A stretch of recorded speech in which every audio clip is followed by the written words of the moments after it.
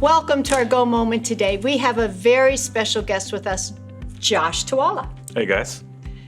Josh has been overseeing our food distribution the last 9-10 weeks, and we wanted to bring his story to you today because it's so important that we live our mission. So, Josh, how long have you been coming to Christian Life Center? About 9 years now. 9 years. And you are married? I'm married, yep. My wife is Asia. Yep. My son is Judah.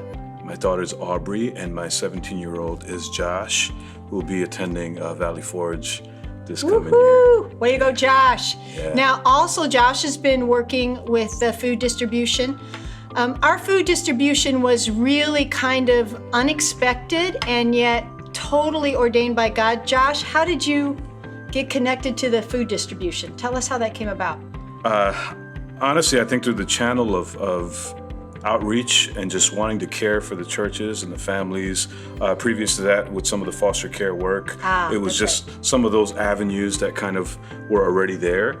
And speaking with Pastor Mark, we just kind of came together and thought of some creative ideas to meet the need.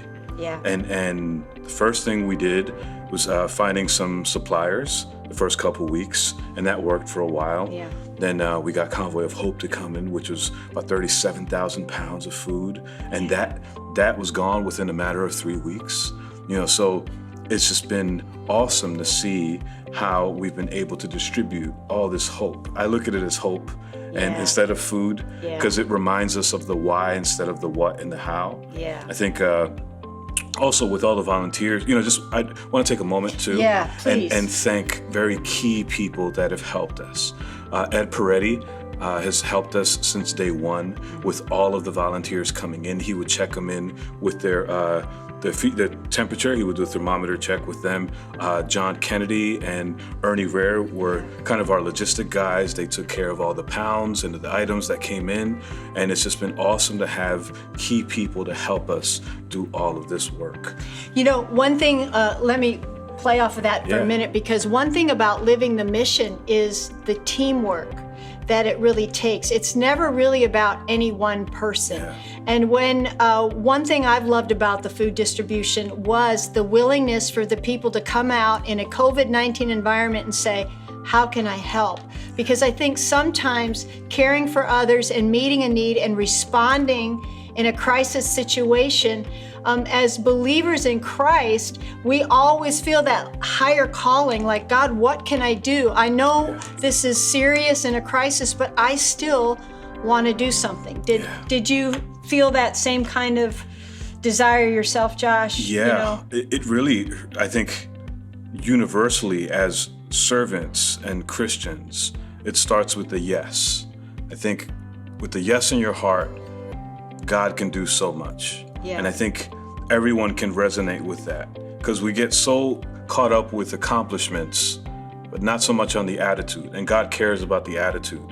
And with the attitude to serve, He can do so much. We've had about 130 volunteers since the beginning. Yeah, that's really, thank you guys. Thank you to every single volunteer that's helped. We thank you. Yeah. We've had different shifts, 3 hours at a time throughout the days. And it's been awesome to see people that come in, people that don't even come to the church have been coming to volunteer. Yeah. And giving. And giving.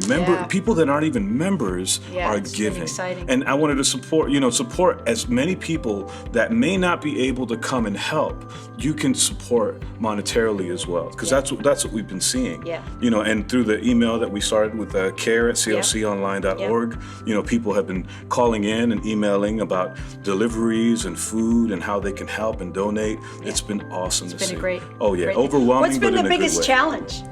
Living the mission is not always easy.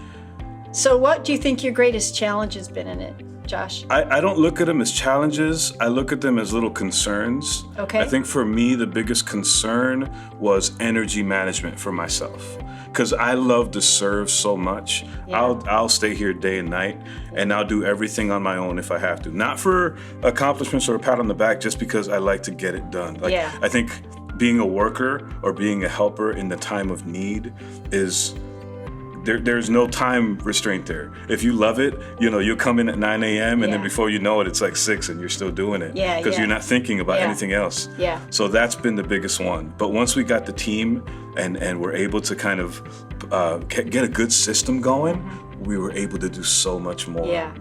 And so finally, in closing today, what has been your greatest blessing in doing this? I'll share this. I share this with all the volunteers. Is we're not just giving food. We're serving Jesus. We're at the feet of Jesus at every single box. It's an opportunity to serve him. Matthew 25:35 says that. When we get to heaven, he'll ask us, what did you do when I was in need? And I thank God that under the leadership of Pastor Mark, we've been able to answer that question and say, you know what, we're serving you. We don't know who came through these doors. We don't know who came under this portico.